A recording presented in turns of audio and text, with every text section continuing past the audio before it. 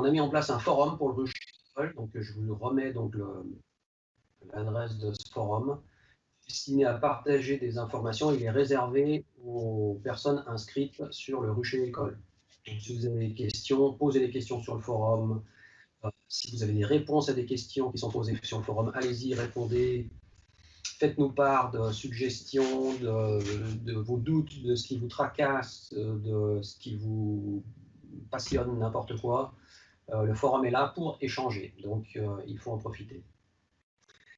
Si vous avez des questions plus précises ou auxquelles vous voulez avoir une réponse rapide, je vous remets l'adresse mail du Rucher École, rucherécole.coopérativeapicole@orange.fr. Donc on regarde la boîte mail tous les jours, normalement vous devriez avoir une réponse rapide en cas de question. Simplement pour vous sachiez, la coopérative apicole du Jura, donc abrégée la CAGE, est sur Facebook. Si vous allez sur le site de la CAGE, coopérative-apicole.fr, vous allez tomber directement sur un lien qui vous emmènera sur la page de la CAGE. Donc la page Facebook de la CAGE n'est pas une page de publicité ou de promotion pour la coopérative. C'est plutôt une source d'information.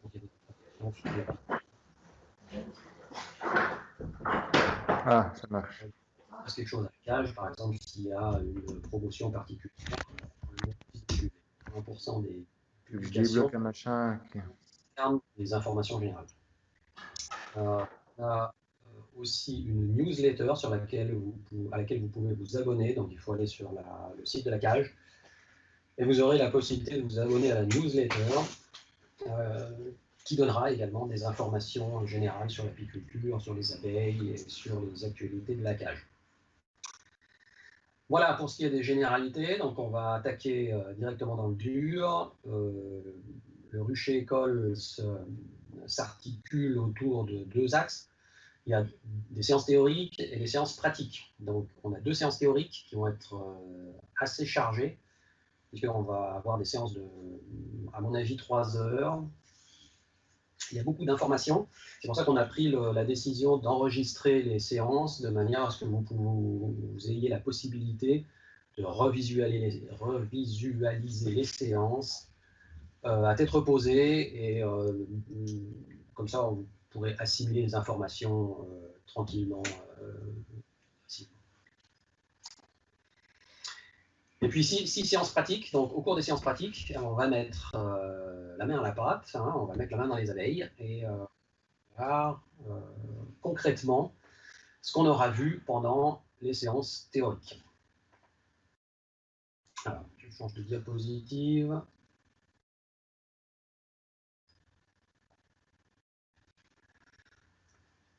Voilà, alors quelques règles du jeu pour la visioconférence, on en a déjà un petit peu parlé avant, donc voilà, je vous avais demandé de désactiver caméra et micro, ça c'est fait, tout le monde l'a fait, c'est parfait, merci beaucoup. Les fonctions sur l'onglet, on en a déjà un petit peu parlé. Alors, on va organiser des séances de questions toutes les 10-12 diapos. Donc là, on s'arrêtera, on demandera s'il y a des questions. Pour poser la question, on vous demandera donc de lever la main. Et puis, on vous donnera la parole, vous pourrez réactiver votre micro et poser votre question. Donc, je demande à tout le monde, évidemment, de respecter les règles élémentaires de politesse, mais je pense que tout le monde aura déjà compris. Allez, on va attaquer directement dans le dur. Pendant cette saison, on va faire de l'apiculture. Alors, pour qu'on soit tous d'accord sur les termes, qu'est-ce que c'est que l'apiculture? On va prendre tout bêtement la définition du Larousse. L'apiculture, c'est l'art d'élever des abeilles, enfin d'élever et de soigner des abeilles en vue d'obtenir de leur travail dirigé le miel, la cire et les autres produits du rucher. Ce qui veut dire qu'il y a deux éléments importants là, c'est qu'on va intervenir dans les ruches, hein, on va apporter quelque chose aux abeilles, et dans l'espoir d'en tirer quelque chose. Alors ça peut être du miel, ça peut être de la pollinisation, ça peut être pas mal de choses. Simplement pour qu'on soit absolument d'accord, si on met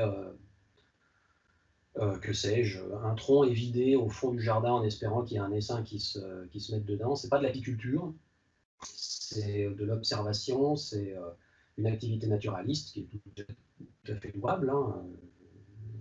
J'encourage tout le monde à le faire, mais ce n'est pas de l'apiculture. Donc, ce qu'on va faire pendant cette saison, c'est de l'apiculture. On va intervenir au niveau des abeilles pour en tirer quelque chose.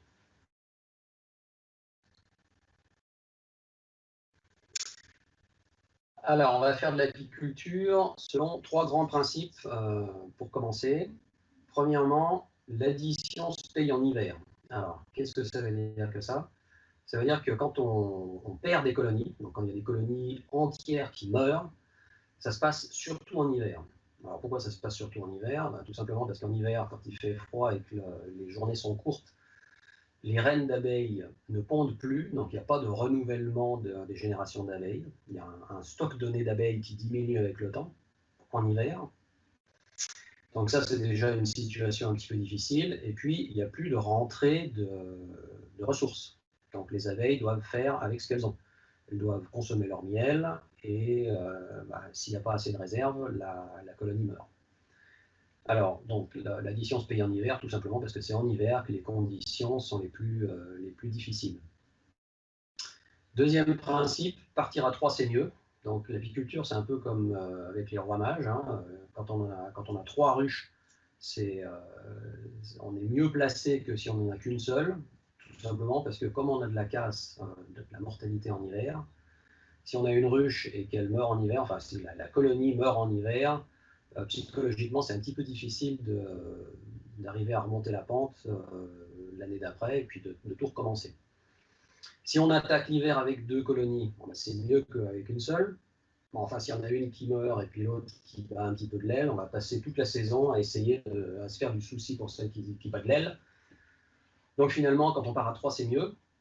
Alors on pourrait dire, ah bah oui, bah dans ce cas-là, il n'y a qu'à partir à 10. Alors ça, je ne le conseille pas quand on débute l'apiculture. 10 ruches, c'est beaucoup, hein, on se fait vite dépasser par les événements. Donc 3, c'est bien. Voilà, on va rester sur ce chiffre.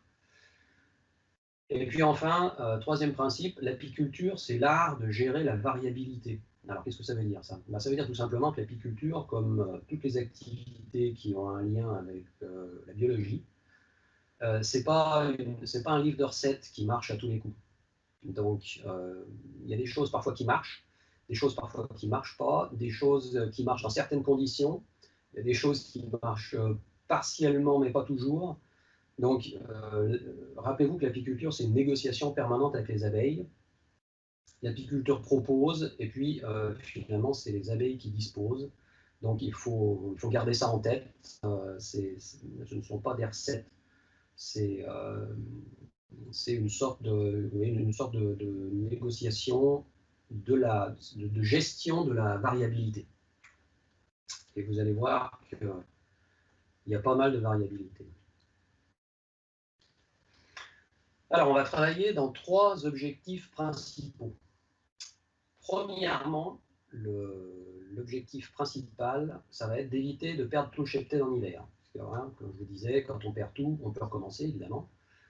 Ce que je recommande, hein, mais psychologiquement, c'est difficile.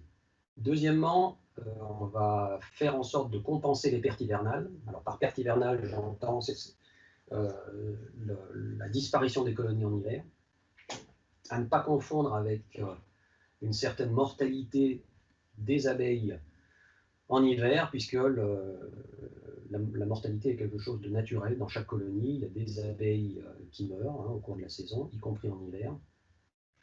Mais ce n'est pas ça que j'appelle perte hivernale. Perte hivernale, c'est la disparition complète d'une colonie, d'une ou plusieurs colonies.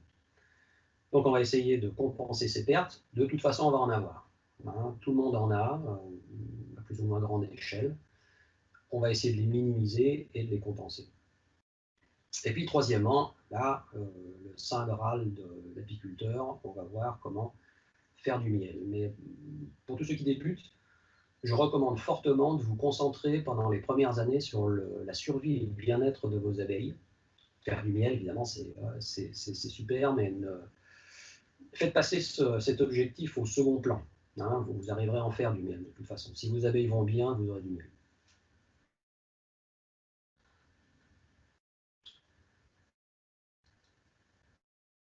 Alors, un petit sommaire pour savoir à peu près ce qu'on va faire pendant ces cours théoriques. D'abord, on va voir quelques informations sur la biologie de l'abeille. Bon, il y a quand même il y a des choses à connaître. Deuxièmement, on va regarder un petit peu les ruches et le matériel. Alors malheureusement, on ne va pas pouvoir faire un inventaire complet de toutes les ruches qui existent, de tout le matériel qui existe. C'est dommage parce que c'est vraiment intéressant, mais on ne va pas avoir le temps de le faire. Donc on va faire vraiment le principal. Le rucher, où installer un rucher, comment le faire. On va voir qu'il y a des choses auxquelles il faut faire attention. Quelques petits problèmes que l'apiculteur, que l'apicultrice et l'apiculteur moderne rencontrent. Malheureusement, il y en a, donc il va falloir apprendre à les gérer. Ce sont des problèmes qu'on n'arrive pas à faire disparaître, donc il faut faire avec, il faut les gérer. Ensuite, les techniques apicoles, par exemple, comment diviser une colonie, comment augmenter son cheptel, et puis enfin, faire du miel.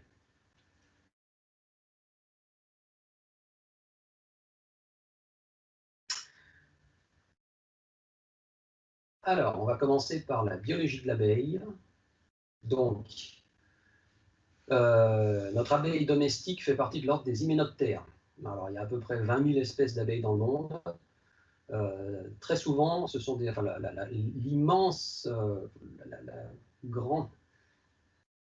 la majeure partie des abeilles qui existent dans le monde sont des abeilles solitaires. Donc, ce n'est pas du tout des abeilles qui vivent en colonie. Ce sont des abeilles qui vivent seules et qui font tout leur cycle de vie seules. Et on a à peu près 1000 abeilles en France. Par exemple, je ne sais pas si vous connaissez l'espèce on prend ça pour un bourdon, souvent c'est un gros insecte noir qui apparaît assez tôt au printemps, qui fait beaucoup de bruit, c'est ce qu'on appelle une abeille charpentière. Donc c'est pas un bourdon, c'est une abeille. Donc notre abeille domestique s'appelle Apis mellifera. Donc le premier terme, là, Apis, c'est le genre, et le deuxième terme, c'est l'espèce. Donc ça, c'est vrai pour toute la biologie, donc tous les animaux et toutes les plantes. Le premier terme, c'est le genre, et le deuxième terme, c'est l'espèce. Donc à partir de maintenant, quand on va parler de l'abeille, ce sera toujours l'abeille domestique Apis mellifera. Alors attention, il existe plusieurs races ou plusieurs types. Ce sont en fait toutes des sous-espèces de Apis mellifera. Donc Apis mellifera, c'est le genre et l'espèce, et quand on rajoute un terme derrière, ici je vous l'ai marqué en rouge, par exemple Apis mellifera mellifera, ce sera l'abeille noire, hein, l'abeille endémique d'Europe, enfin d'Europe de l'Ouest. L'abeille noire, c'est Apis mellifera mellifera. Vous avez ici, à l'extrême gauche, à l'extrême droite de la diapo, pardon, une photo de l'abeille noire. Apis mellifera carnica. Donc encore une autre sous-espèce, également appelée la carnica ou la carniole. Vous avez une photo ici. Apis mellifera ligustica, qui est originaire principalement d'Italie, qui a un abdomen très clair, en général jaune ou orange clair. Tout ça sont des sous-espèces différentes. La très célèbre bugfast, donc la bugfast, c'est une abeille qui n'est pas, enfin c'est une sous-espèce qui a été créée par l'homme, donc issue de croisement et de sélection, mais on peut parler de sous-espèces, puisque là il y a un travail de sélection assez intense qui a été fait. Tout ça pour dire que les croisements sont possibles. Donc, comme il s'agit de la même espèce, on peut croiser toutes ces sous-espèces. Alors, on va faire encore une diapo, puis on fera une petite séance de questions. Voilà, donc on va se mettre d'accord sur les termes, de manière à ce qu'on parle tous bien de la même chose. L'abeille, Apis mellifera. Une colonie, c'est un groupe d'abeilles avec une reine. Une colonie orpheline, c'est une colonie sans reine. Donc les abeilles sont bien là, même y avoir du couvain, enfin des larves, des œufs dans la colonie, mais il n'y a plus de reine. Donc on parle de colonie orpheline. Une ruche, c'est un conteneur artificiel destiné aux abeilles. Donc avec ou sans abeilles, c'est une ruche. Hein. Vous avez une ruche pleine ou une ruche vide. En général, c'est pas toujours vrai, mais en général, on a une colonie par ruche. Alors oui, effectivement, parfois, on trouve des constructions où on peut mettre plusieurs colonies dans une ruche, hein, des constructions avec des séparations. Mais en général, ça existe, mais en général, on a une colonie par ruche. En général également, on a une reine par colonie. Alors, il peut y avoir des exceptions, des situations qu'on appelle l'anekbalie, donc des situations où on a plusieurs reines dans une seule colonie. Ça arrive assez fréquemment chez certaines sous-espèces, comme par exemple l'abeille noire, donc Apis mellifera mellifera. Le reméhrage, qu'est-ce que c'est que le reméhrage? C'est la création d'une nouvelle reine. Alors ça peut être le changement de reine par l'apiculteur, mais les abeilles peuvent tout à fait faire un reméhrage par elles-mêmes. C'est ce qu'on appelle une supercédure. Voilà. Donc dans ce cas-là, elles ne prennent pas de gants, elles tuent la vieille reine et elles refont une nouvelle reine. On va voir dans les diapos qui suivent comment c'est possible. Le nectar. Le nectar, c'est une solution aqueuse, donc ça veut dire avec de l'eau dedans, sucrée, produite par les fleurs. D'accord. Alors attention, là j'ai voulu mettre un petit peu de précision parce que souvent on entend dire ah les abeilles rapportent du miel. Non, non, non, non, les abeilles ne rapportent pas de miel, elles rapportent du nectar avec lequel elles vont faire du miel. Le miela, alors le miela, c'est une sécrétion sucrée produite par des pucerons. Donc attention, le miela, lui, il ne vient pas des fleurs, c'est un truc sucré aussi.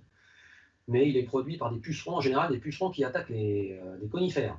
Donc le miel de sapin, par exemple, c'est pas du tout du miel qui a été fait avec des fleurs de sapin, c'est du miel qui a été fait avec du miel de pucerons. Donc les pucerons se nourrissent de la sève des sapins, ils excrètent ce qu'ils ont trop, donc c'est pour les pucerons, le miel c'est un déchet, et ce déchet étant sucré, il est récupéré par les abeilles pour faire du miel. Le miel, lui, c'est les produits par les abeilles à partir de nectar et de miela. Hein, donc on verra à la fin de la deuxième séance qu'il existe une définition légale, officielle du miel. Et donc c'est un produit naturel, produit par les abeilles à partir de nectar ou de miela. Et à partir du moment où vous rajoutez 1 gramme de sucre dans votre miel, c'est plus du miel. Enfin, officiellement, au moins, vous n'avez plus le droit de l'appeler miel. Et enfin, un nucléus, qu'est-ce que c'est qu'un nucléus? C'est tout simplement une toute petite colonie. On verra ça quand on abordera le chapitre des divisions de colonies pour augmenter le cheptel. Voilà, avant de passer à la diapo suivante, on va faire une petite séance de questions. Donc, je vous invite à lever les mains pour qu'on puisse vous donner la parole pour poser votre question. Cyril. Alors, Cyril, on vous écoute. Oui, bonjour.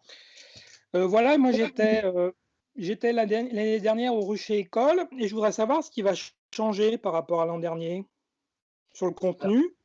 Oui, alors on a retravaillé le contenu et on a retravaillé le nombre de participants pour les séances pratiques. Donc le contenu a été un petit peu densifié. L'année dernière, il y avait une séance théorique. Cette année, on en fait 2 plus grosses. Et on a limité le nombre de participants pour les séances pratiques. On a fait des groupes de 12-13, voilà, pour être sûr que tout le monde autour de la ruche arrive à tirer des cadres, regarder. Ouais. Et puis, pour assurer également une certaine distanciation, parce qu'on est dans une situation sanitaire qui nous impose certaines précautions. Donc, quand on est 12-13 dehors, on devrait réussir à satisfaire ces exigences. Voilà. D'accord. J'avais une deuxième petite question, c'est est-ce qu'il y a des formations techniques sur, par exemple, comment cirer des cadres ou des choses comme ça?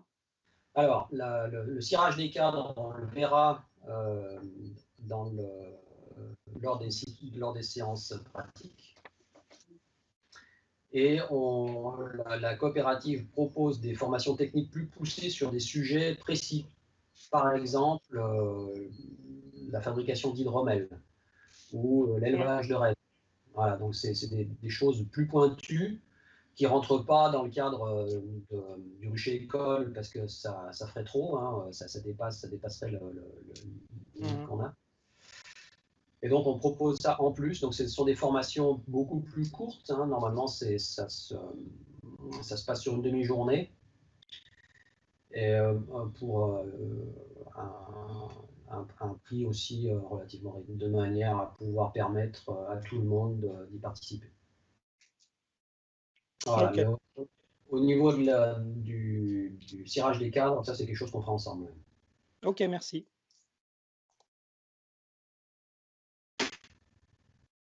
D'accord. Bon, pas plus de questions, hein, mais on va continuer. On va continuer avec la biologie de l'abeille et on va voir comment est constituée une abeille. Ah, une question qui arrive. Marine qui lève la main. Marine lève la main. Oui, On vous écoute. excusez-moi. J'avais juste une petite question par rapport à l'abeille solitaire. Du coup, c'est quoi son rôle? Enfin, qu'est-ce qu'elle fait? À quoi elle participe finalement? Si elle n'est pas en colonie ou... Alors, les abeilles solitaires participent énormément à la pollinisation aussi. Oui, bah bien sûr, oui, Ah, c'est vrai. souvent, on a l'abeille domestique en tête, mais les abeilles solitaires participent aussi beaucoup à la pollinisation. Toutes les espèces ont un rôle particulier dans le biotope dans lequel elles évoluent. Donc, elles ont une place dans la chaîne alimentaire et de par leurs activités, elles participent aussi à la dissémination de beaucoup d'espèces végétales, enfin à la reproduction de beaucoup d'espèces végétales. D'accord, ok. Que l'abeille domestique ne fait pas forcément, puisque chaque espèce évolue dans une niche écologique particulière. Bon, des fois, il y a des chevauchements, hein, bien sûr, mais quand on regarde la situation d'ensemble, on voit que chaque niche est occupée par des espèces différentes. Mhm. Certaines espèces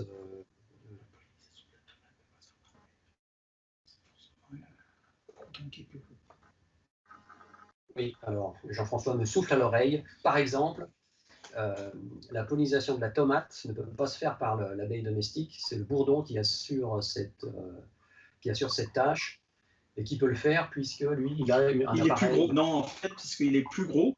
Et en fait, la pollinisation de la tomate, il faut qu'il y ait une vibration dans la fleur. En plus de l'échange du pollen avec les étamines, il faut qu'il y ait une vibration de la fleur pour que la pollinisation se fasse et la fécondation se fasse.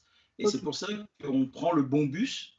Donc, ceux qui sont maraîchers, ils connaissent, dans des serres, ils installent des boîtes en carton où il y a une toute petite colonie. Donc, c'est le bourdon bombus qu'ils utilisent. Il y a mâle et femelle dedans.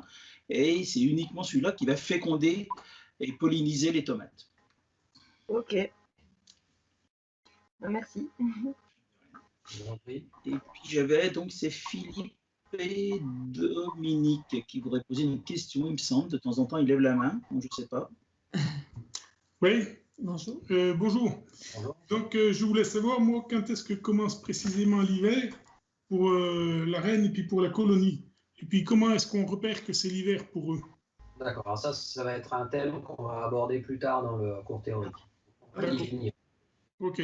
Parfait. Merci. Voilà. Merci. On va décortiquer un peu plus en détail le cycle de vie de colonie. Ok, d'accord, merci. Je vous en prie.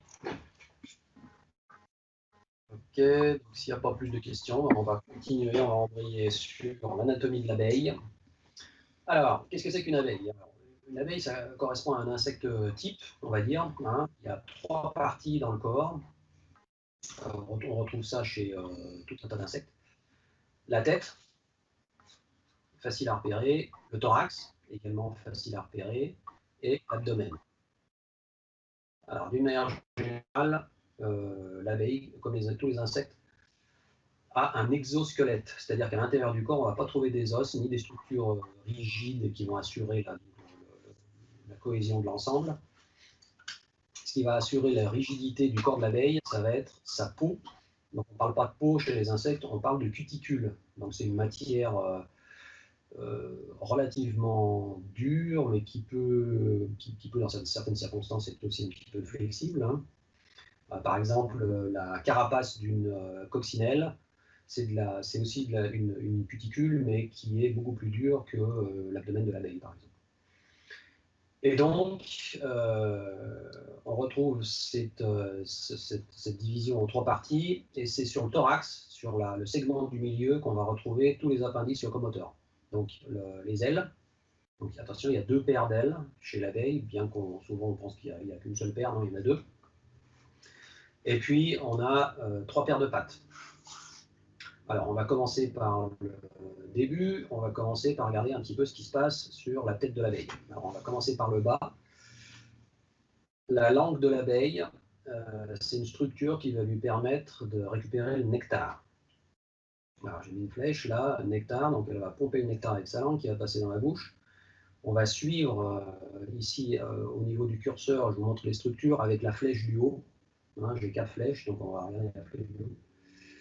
Le nectar va passer dans une espèce de poche qu'on appelle le jabot, donc c'est une sorte de réservoir que l'abeille utilise pour ramener le nectar à la ruche. Donc elle va aller butiner, elle va pomper du nectar dans les fleurs, elle va stocker ce nectar dans le jabot, et elle va tout ramener à la ruche, et là, dans la ruche, le nectar est régurgité, donc le jabot est vidé, et l'abeille donne le nectar à une congénère. Et ce processus d'échange de nectar s'appelle la trophalaxie. Donc c'est un processus qui se passe en permanence dans la colonie. Rappelez-vous, souvenez-vous de ce mot, la trophalaxie. Ensuite, si on continue, le tube digestif, alors je vous ai simplifié bien entendu la structure, hein, c'est beaucoup plus compliqué que ça, mais si on regarde vraiment dans le détail, on n'y comprend plus rien, donc on a simplifié un petit peu. Donc le tube digestif se prolonge et se termine par une sorte de sac qu'on appelle l'ampoule rectale. Alors ça c'est pareil, c'est une structure de stockage qui va servir à l'abeille pendant l'hiver, puisque l'abeille pendant l'hiver ne fait pas grand-chose, on verra en détail ce qu'elle fait, mais elle peut rester pendant plusieurs semaines immobile dans la ruche, hein, parce qu'elle ne peut pas sortir, les conditions climatiques l'en empêchent. Et elle va stocker tous les déchets de son corps dans cette ampoule rectale. Et quand l'ampoule rectale est complètement pleine, il va falloir que l'abeille sorte pour la vider. C'est ce qu'on appelle les vols de propreté. On le verra aussi plus en détail. Alors, qu'est-ce qu'on a encore sur la tête? On a des mandibules hein, qui permettent, par exemple, aux abeilles de modeler la cire, ou alors à la reine de sortir de sa cellule royale. On va retrouver des antennes. Alors ça, très important, puisque les abeilles communiquent principalement par voie chimique. Alors, communication par voie chimique, ça veut dire quoi? Ça veut dire qu'elles émettent des phéromones, qu'elles vont être capables, des phéromones donc, qui sont associés à un message. Par exemple, une phéromone d'alarme hein, va être destinée à alarmer les membres de la colonie. Et ce message est capté par les congénères. Donc il est envoyé et il est capté par les antennes et interprété par l'abeille. Alors l'abeille est également capable de capter des molécules qui ne sont pas émises par les abeilles. Par exemple, si vous mettez du parfum, les molécules seront probablement également captées par les antennes. Certains pesticides sont captés par les antennes. Enfin, tout un tas de molécules qu'on va retrouver, molécules volatiles qu'on va retrouver dans l'environnement, peuvent être potentiellement captées par les abeilles et interprétées. Et avoir aussi un effet par exemple, sur le système nerveux de l'abeille. On va avoir des yeux. Alors attention, les abeilles, comme énormément d'insectes, ont 2 sortes d'yeux. Alors il y a des yeux sur les côtés, hein, les grosses structures qu'on voit sur les côtés. Là, ce sont des yeux, ce qu'on appelle des yeux composés. Quand on les regarde avec un microscope, ces yeux sont composés d'une multitude d'yeux primitifs. Donc l'image qui se formera dans le cerveau de l'abeille et qui a été construite grâce à ses yeux ne correspond pas à l'image chez l'être humain, par exemple. Donc les abeilles ne voient pas comme nous. C'est pour ça. Alors nous, on a des yeux qui sont placés de telle manière à ce qu'on puisse appréhender la profondeur. Hein, on voit en 3 dimensions. Comme les yeux sont un petit peu décalés, on arrive à voir la profondeur. Donc là, même si je ne bouge pas, je peux arriver à estimer la profondeur de la pièce dans laquelle je me trouve. Pour les abeilles, ce n'est pas possible. Il faut qu'elles se déplacent. C'est pour ça que quand une jeune abeille sort pour la première fois de sa ruche, elle commence à voler et elle fait des allers-retours un peu dans tous les sens, puisqu'il faut absolument qu'elle se déplace pour arriver à appréhender son environnement, pour qu'elle puisse se faire une image en 3 dimensions de son environnement. Et deuxième sorte d'yeux, c'est ce qu'on appelle les ocelles. Donc les ocelles, ils sont au nombre de 3, on ne les voit pas là, puisqu'on a une vue latérale, donc on n'en voit qu'une seule. Donc ils sont placés sur le sommet de la tête. Il y en a 3, ils forment un triangle, et on ne comprend pas encore exactement ce que fait l'abeille avec. Ce qu'on sait, c'est qu'elle arrive à repérer la position du soleil avec ses ocelles. Donc c'est très important pour la stabilisation de l'abeille pendant son vol, puisqu'elle ne vole pas à l'envers, hein, elle vole toujours à l'endroit, et elle vole à l'endroit parce que les ocelles lui indiquent que la lumière vient du haut. Alors on a longtemps cru que ces ocelles ne permettaient pas à l'abeille de former une image, puis finalement on s'aperçoit que c'est faux. Ces ocelles permettent probablement à l'abeille d'arriver à voir des contours et des formes plus précises que ce qu'on pensait au départ. Enfin bon, là il y a encore plein de choses à découvrir sur la transmission d'informations visuelles par les ocelles au système nerveux de l'abeille. Ce que je vous ai mis en haut là, c'est le spectre lumineux, donc qui va des infrarouges aux ultraviolets. En pointillé, vous avez le spectre lumineux qui est perceptible par l'homme, donc quelque chose de relativement large. Hein. On ne voit pas les infrarouges, on ne voit pas les ultraviolets, mais enfin on voit quand même la majeure partie du spectre. Par contre, l'abeille, elle, que je vous ai ici symbolisée par le trait plein, elle en voit qu'une partie plus petite, mais elle peut voir les ultraviolets, elle. Donc, ce qui veut dire que l'abeille ne voit pas du tout comme nous. Hein, elle voit pas de rouge, elle voit un tout petit peu de jaune, beaucoup de bleu, beaucoup de vert et surtout les ultraviolets. Donc, en fait, nous, comme on ne voit pas les ultraviolets, à l'œil nu, on ne peut pas vraiment avoir d'idée de la manière dont l'abeille perçoit son environnement. On y reviendra pour la distinction entre les ruches, avec les couleurs et les formes. Ensuite, quand on passe sur le thorax, donc on a en haut les ailes, donc 2 paires, comme je disais, 3 paires de pattes, les pattes qui sont vraiment postérieures ont 2 structures intéressantes. Premièrement, elles sont équipées d'une brosse de poils qui va permettre à l'abeille de brosser les différentes structures sur les fleurs pour récupérer le pollen. Donc avec ces brosses, elle fait des boules qu'elle va coller aussi avec un petit peu de nectar, et elle va fixer cette boule sur sa patte avec un long poil. Et c'est grâce à ce long poil qu'elle va réussir à bien accrocher la pelote de pollen et la ramener à la ruche.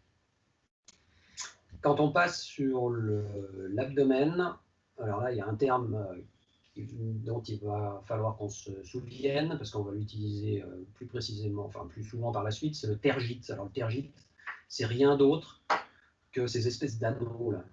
Hein, il y en a 2 sortes, il y a les tergites en haut et les sternites en bas.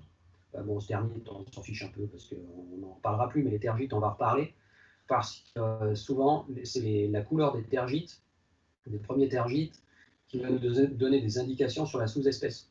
Hein, vous vous souvenez, je vous avais parlé de l'abeille noire. Bon, chez l'abeille noire, tous les tergites sont noirs, sont très sombres.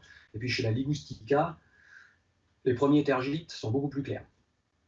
À l'intérieur de l'abdomen, tout au bout, là, on a deux structures qui sont intéressantes.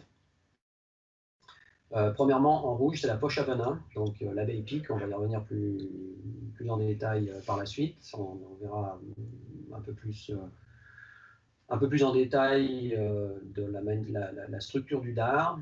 Souvenez-vous que la poche à venin, elle est tout au bout de l'abdomen, et puis en vert, je vous ai mis une glande qui s'appelle glande de Nasonov, et qui émet des phéromones. C'est des phéromones qui sont utilisés par les abeilles. C'est une phéromone de regroupement, principalement utilisée lors de l'essaimage.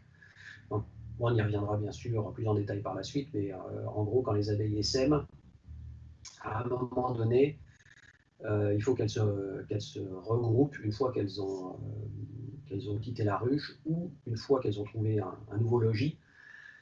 Et c'est cette glande de Nasonov qui assure la production et la libération d'une phéromone qui est destinée à maintenir la cohésion de l'essaim et à induire un regroupement entre les abeilles.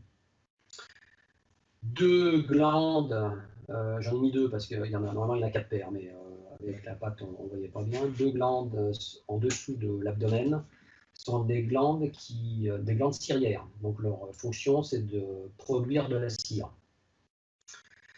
Et puis deux structures que j'ai oubliées au niveau de la tête, quand on a détaillé la tête. Premièrement, la petite boule blanche là correspond aux glandes salivaires, qui ont différentes fonctions. Par exemple, on verra que pour faire du miel, les abeilles utilisent leur salive.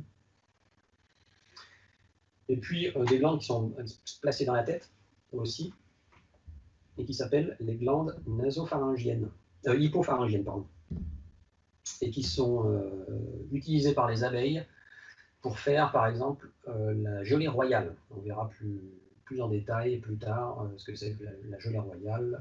En gros, c'est la nourriture de la reine. Voilà.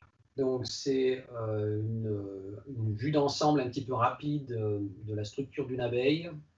Essayez de vous souvenir des éléments principaux, parce que tout ça, ça va avoir une importance par la suite. Alors, si on ouvre une ruche, on va voir deux choses.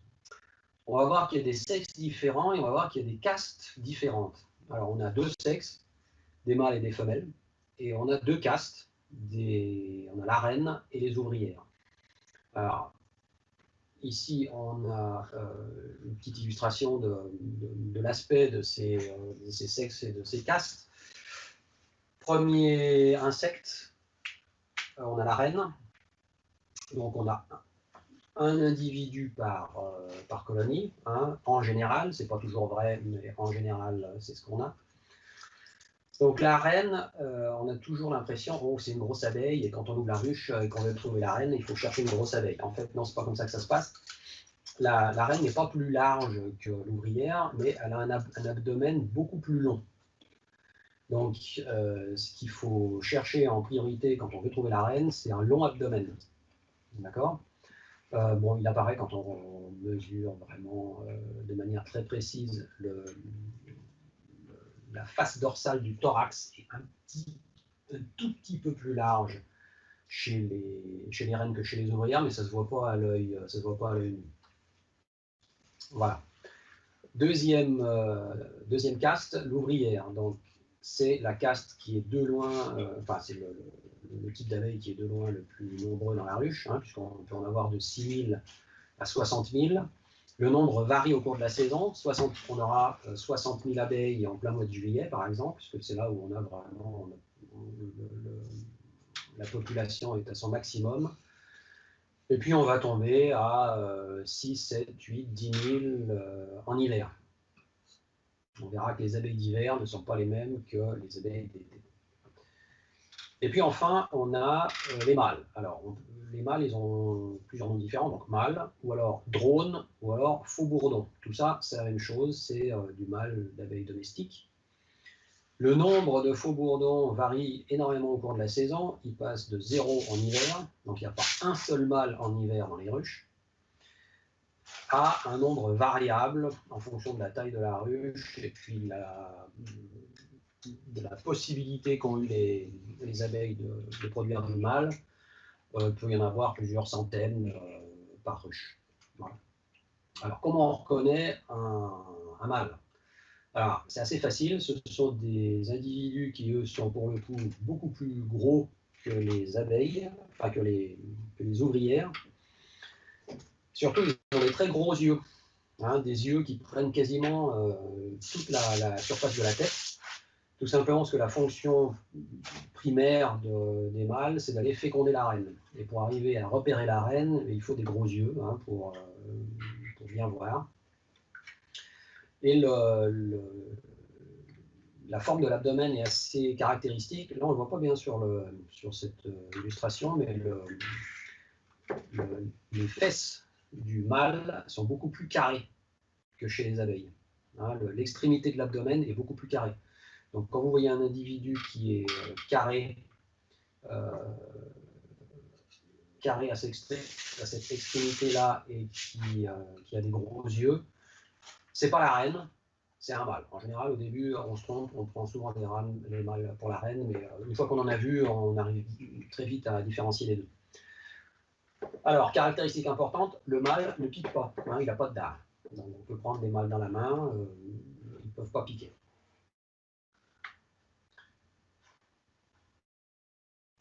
Alors, on a vu qu'il y avait deux sexes. Alors, contrairement à ce qui se passe chez les mammifères ou chez l'être humain, le déterminisme du sexe ne fonctionne pas avec des chromosomes sexuels chez l'abeille. On a deux situations. Chez la reine et chez les ouvrières, donc chez les femelles, on a une situation de diploïdie. On dit que les individus sont diploïdes. Alors, diploïde, ça veut dire quoi? Ben, tout simplement qu'ils ont 16 paires de chromosomes. Les chromosomes vont par paires, c'est ça que ça veut dire diploïde. Il y a 16 paires chez les femelles. Par contre, chez les drones, donc chez les mâles, on a une situation d'haploïdie. Les mâles sont haploïdes. Ils n'ont pas 16 paires de chromosomes, ils ont 16 chromosomes. Donc les chromosomes ne vont pas du tout par paires. Voilà.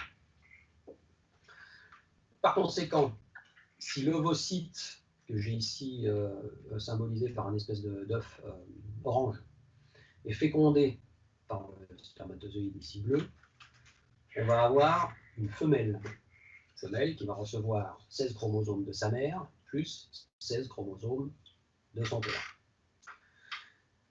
Si l'ovocyte n'est pas fécondé, on aura un mâle qui aura lui 16 chromosomes de sa mère.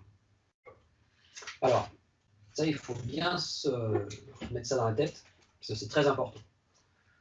Un ovocyte fécondé va vous donner une femelle. Donc femelle, ça veut dire soit reine, soit ouvrière, peu importe, ce sera une femelle. Mais un ovocyte non fécondé, donc sans spermatozoïde, ça va vous donner un mâle. Donc, par exemple, une reine non fécondée ne va faire que des mâles, puisqu'elle n'aura pas de spermatozoïde à sa disposition. Voilà, c'est pas compliqué, mais il faut bien se souvenir de ça.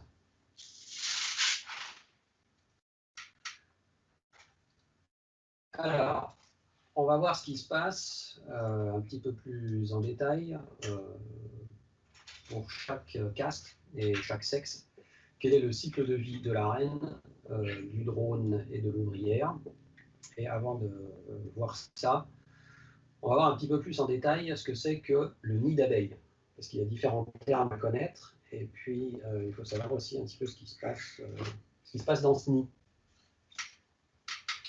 Donc on va parler de rayons de cire. Donc les rayons, c'est la structure en cire que les abeilles construisent, donc grâce aux glandes qui sont productrices de cire.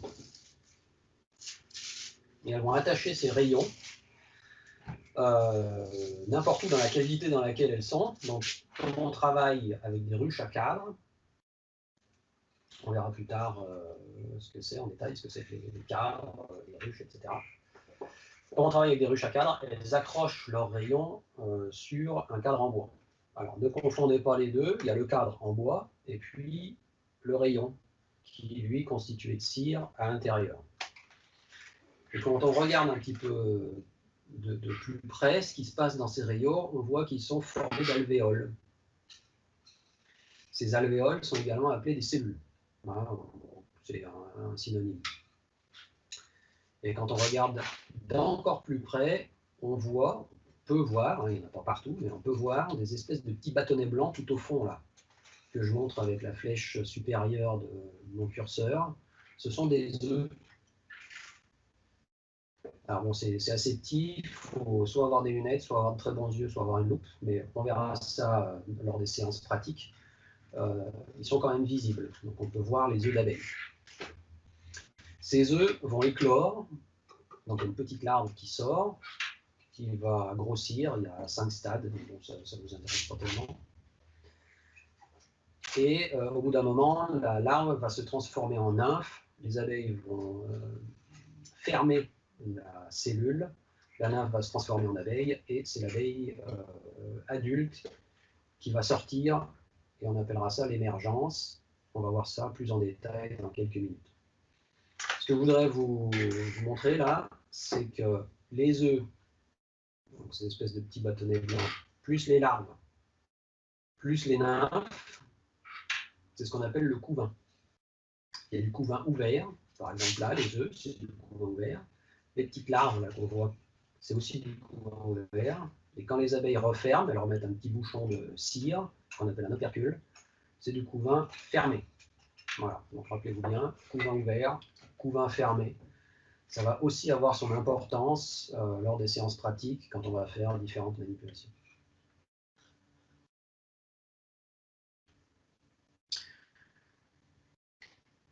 L'ouvrière, on va regarder plus en détail la vie de l'ouvrière. Donc ici, on a, ce que je vous montrais tout à l'heure, du couvain fermé. Donc ce sont des cellules d'ouvrière operculées. L'opercule, c'est le petit bouchon de cire que les abeilles viennent mettre dessus, pour que la nymphe puisse se transformer tranquillement en abeille adulte. Et vous voyez que l'aspect de ces cellules d'ouvrière operculées rappelle, moi ça me rappelle un petit peu des pavés, une cour pavée, enfin de quelque chose d'assez plat. On verra que ce n'est pas tout le temps le cas. Donc une fois que l'abeille les larves et les nymphes ont fini de se... Enfin, une fois que l'œuf s'est transformé en larve, que les larves sont transformées en nymphes et que les nymphes sont transformées en abeilles, l'abeille adulte sort, c'est ce qu'on appelle l'émergence. Donc elle découpe l'opercule avec ses mandibules. Vous vous souvenez des mandibules, c'est ce qu'on a vu un peu avant. Et elle émerge au bout de 21 jours. Alors 21 jours, c'est un chiffre fixe. Hein. Elle ne va pas émerger un coup à 16 jours et un coup à 28. Elle va toujours émerger le 21e jour. C'est tout le temps comme ça. Parce qu'à l'intérieur d'une colonie d'abeilles, il règne une température assez constante. 34,8. 34,8, très exactement. Alors, quand l'ouvrière émerge, elle ne part pas pile en tête chercher du pollen et du nectar. Il faut qu'elle suive un certain parcours. Hein, c'est comme dans les grandes entreprises. On ne commence pas à faire n'importe quel métier. Elle commence déjà par être nourrice, pendant à peu près 21 jours. Puis elle va passer bâtisseuse. Alors, nourrice, qu'est-ce que c'est? Ce sont simplement les abeilles qui s'occupent du couvain. Elles vont s'occuper de donner à manger aux larves, puisqu'il faut bien que les larves mangent pour pouvoir grossir. Donc, avec leurs glandes hypopharyngiennes, elles vont sécréter une substance nourricière pour les larves. Alors, on verra qu'il y a 2 substances nourricières. Il y a la bouillie larvaire pour les ouvrières et pour les drones, et puis la gelée royale pour les larves qui seront destinées à devenir des reines. Voilà. Ensuite, cette nourrice va passer bâtisseuse, donc elle va beaucoup solliciter ses glandes ciliaires, pour bâtir de nouveaux rayons.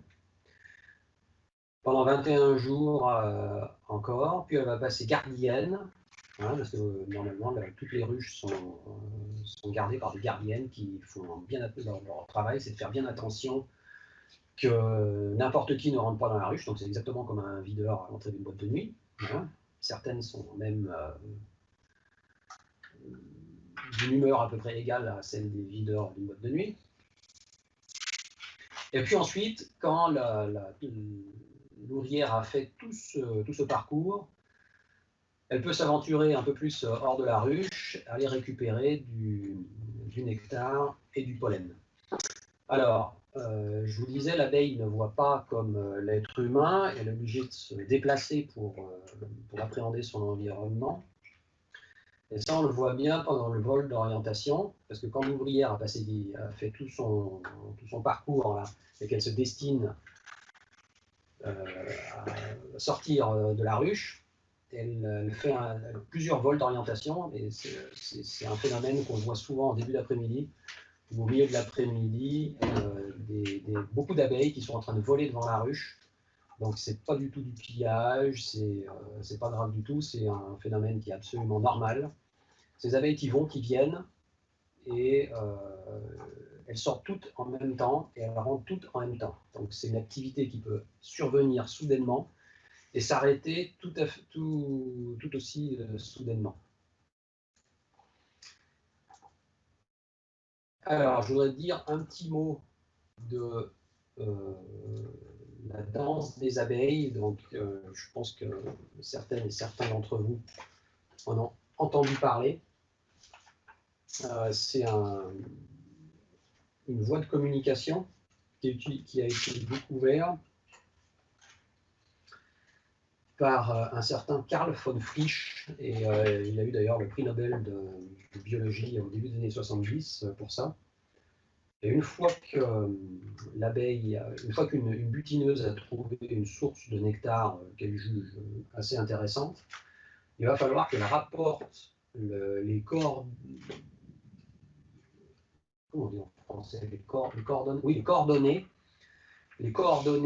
géographiques de cette source de nectar aux autres. Et ça, elle le fait avec une danse. Et donc, c'est la célèbre danse en 8 des abeilles. Et les caractéristiques donc elle rentre à la ruche et elle se met à danser sur un cadre. Et les caractéristiques de cette danse donnent la distance de la source de nectar par rapport à la ruche et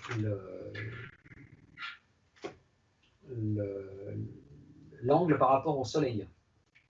Donc, toutes les abeilles, avec ces informations, les autres butineuses peuvent retrouver la source de nectar assez facilement grâce à ça. Alors, quand la source de nectar est extrêmement riche, par exemple, je dis n'importe quoi, un massif d'acacia, par exemple, hein, la danse dure très longtemps. Donc, plus l'abeille danse longtemps, et plus la source de nectar est intéressante. Et quand l'abeille danse longtemps, le truc qui est assez extraordinaire, c'est qu'elle va calculer dans sa danse la course du soleil, et elle va modifier l'information qui donne l'angle par rapport au soleil. Donc si elle revient à la ruche à 1 heure et qu'elle danse pendant 1 heure, elle donnera l'angle par rapport au soleil, mais par rapport au soleil à 2 heures. Alors le rayon exploité par les butineuses, c'est environ 3 km.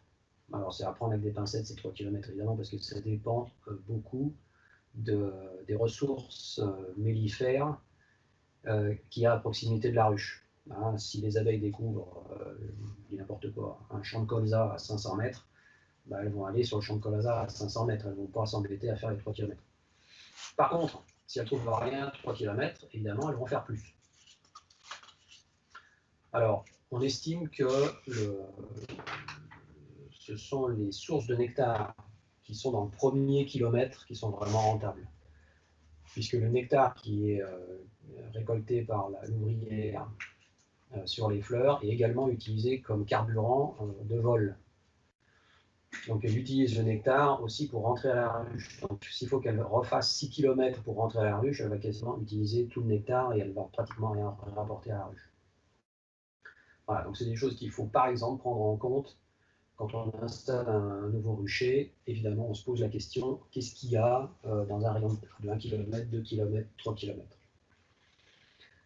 Ensuite, cette butineuse, quand elle commence vraiment à prendre de l'âge, bon, si elle a la chance d'arriver jusqu'à un certain âge aussi, hein, elle va passer prospectrice. Donc là, elle va chercher de nouvelles sources de nectar et elle va rentrer avec l'information. Alors, une abeille, une ouvrière en pleine saison, c'est-à-dire au printemps et en été, va vivre à peu près 42 jours. C'est ce qu'on appelle les abeilles d'été. Alors, les abeilles d'été vivent beaucoup moins que les abeilles d'hiver parce qu'elles sont sans arrêt en train de travailler. Alors, on dit que le travail c'est la santé, mais pour les abeilles, c'est pas du tout le cas. Les abeilles d'hiver, elles, vont vivre beaucoup plus longtemps puisqu'elles restent dans la ruche. Normalement, elles ne butinent pas ou très peu. Et il va falloir qu'elles vivent plus longtemps parce qu'il n'y a pas de renouvellement des générations. La reine s'arrête de pondre pendant une certaine période en hiver. Alors elle ne s'arrête pas de pondre pendant tout l'hiver, mais pendant une certaine période, il n'y aura pas d'œufs, pas de couvains et pas de nouvelles abeilles. Donc il faut que les abeilles qui existent à l'entrée de l'hiver vivent plus longtemps pour assurer la pérennité de la colonie jusqu'au beau jour de la saison suivante.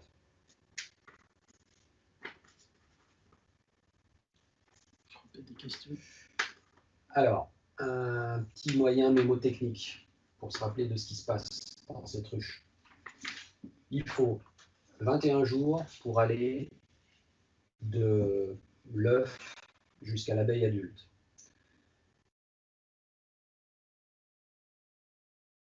Oui, parce que ça a tapé 3 fois 21, et c'est le total. 21, c'est la totalité.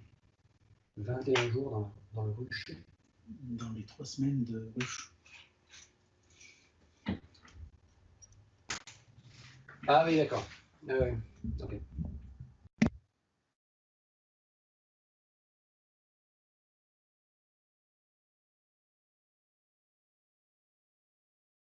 D'accord.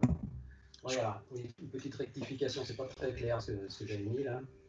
Elle passe nourrice, bâtisseuse et gardienne, et tout ça, ça se fait environ en 21 jours. J'ai répété les 21, j'aurais pas. Donc 21 jours pour passer de l'état de l'œuf à l'état d'abeille, 21 jours à l'intérieur de la ruche, à faire nourrice, bâtisseuse, gardienne, et 21 jours de butinage, ça nous donne 42 jours de vie. Ouais, c'est ça, 42 jours de vie. Alors, encore une petite, on va bientôt passer aux questions, mais je voudrais quand même finir cette diapo. Quand la reine disparaît, pour une raison X, par exemple la reine est vieille, paf, elle disparaît,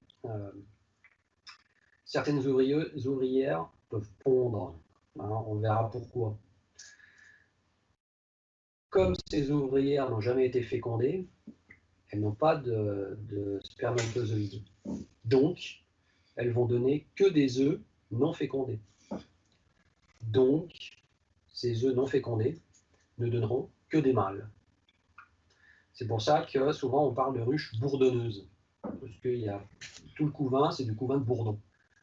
Alors, on verra par la suite un peu plus en détail ce qui se passe, mais gardez à l'esprit que normalement c'est la reine qui pond, mais si la reine disparaît, les ouvrières peuvent prendre le relais, mais dans ce cas-là, la ruche la colonie est condamnée, puisque c'est des œufs qui ne donneront que des faux bourdons. Alors, est-ce qu'on a des questions?